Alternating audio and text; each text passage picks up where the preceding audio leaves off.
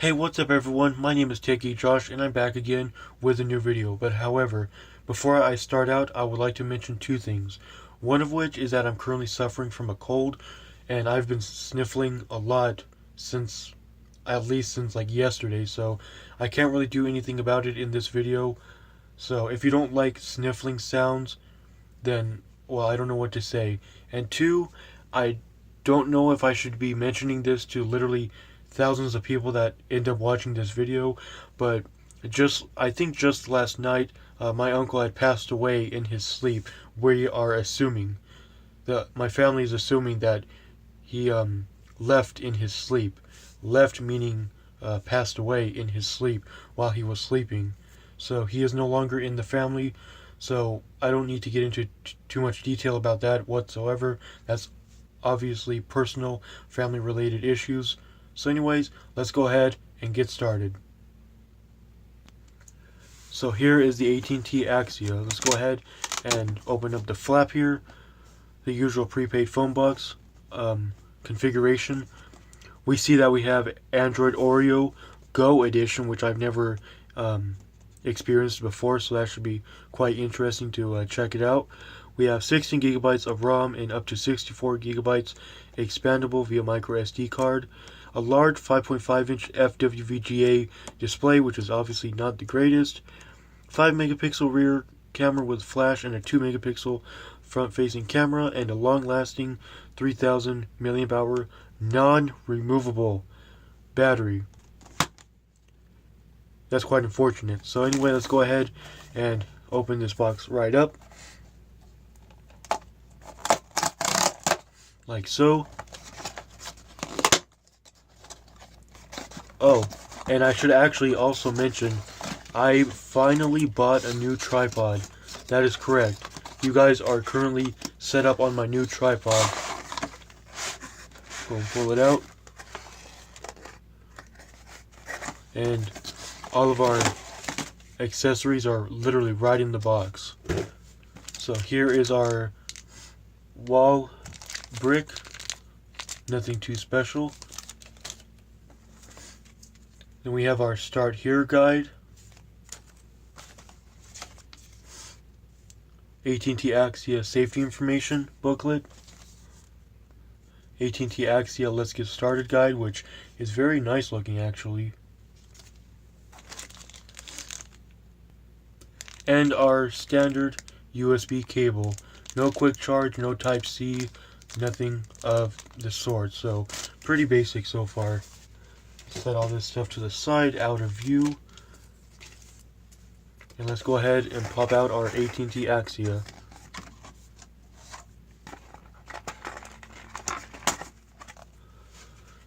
Okay, this device has some pretty decent heft to it actually.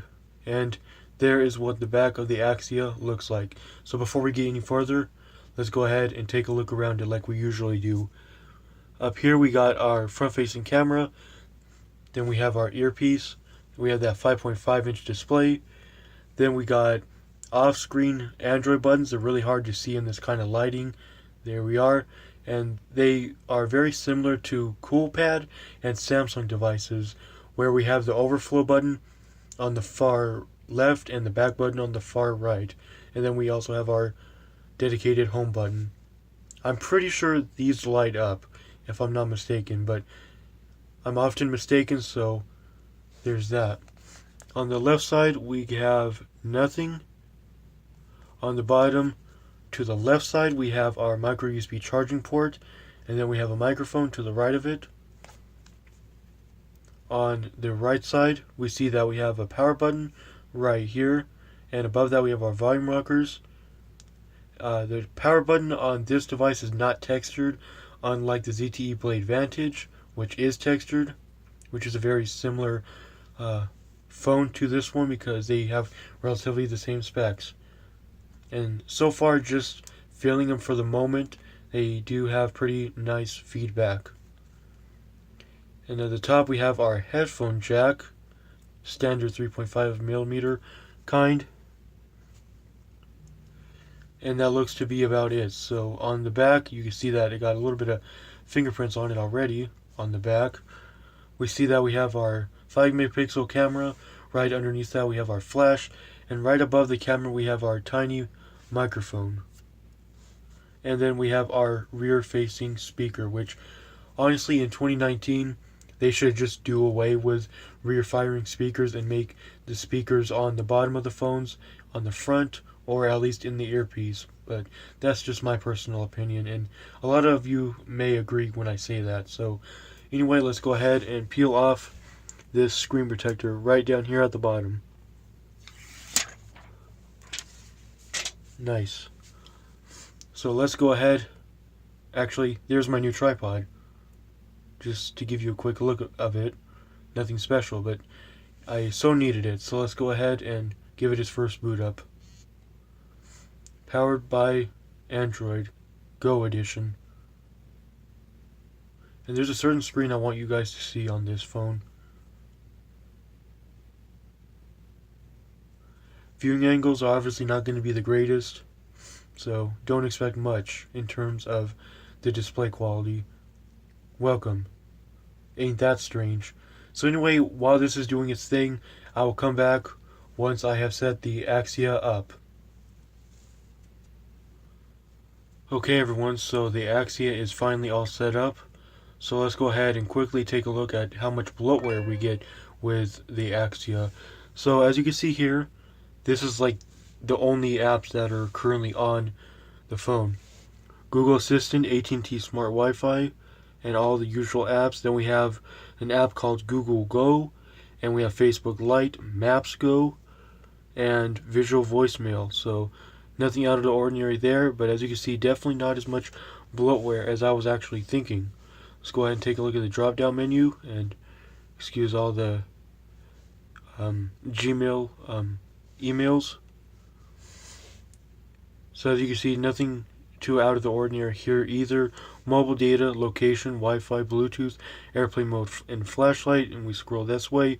Battery saver, do not disturb, screen rotation, and data saver. And then we can also edit it and go to our settings. So let's go ahead and go to our settings. Let's scroll down to System, About Phone. As we can see here, we are running Android 8.1.0, and the model of this phone is QS5509A with the June 5th 2018 security patch. So pretty up to date, but it could probably use a couple more security patches. Let's back out of here and go over to storage. 23% used, and it says we get 12.34 gigabytes free, 3.70 gigabytes used of 16, 23% used, and system 2.8 gigabytes are used. And I was actually wrong. These buttons do not light up. So some may like that, but some may hate it. It's just your personal opinion. And display, we can see that there's nothing too special under here. Let's back out and go to the home screen. So now let's take a look at our camera and see what kind of stuff we get with it.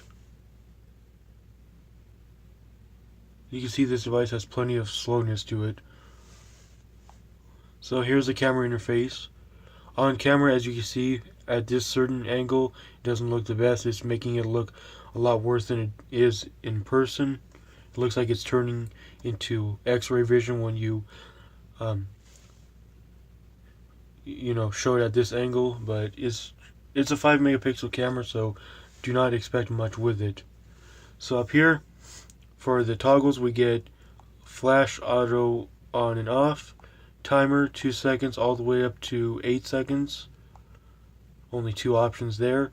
Then we get your camera flip button to switch between the front and rear cameras, HDR, and our settings button. And here are our settings. That's kind of a tongue twister there.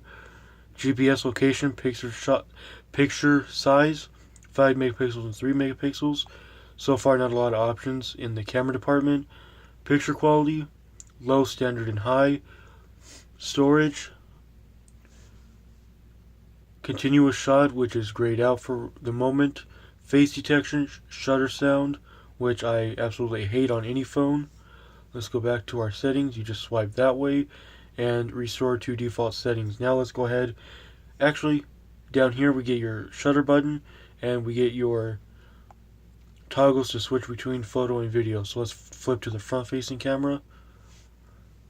And it's a 2 megapixel camera, so it's going to be pretty awful no matter what.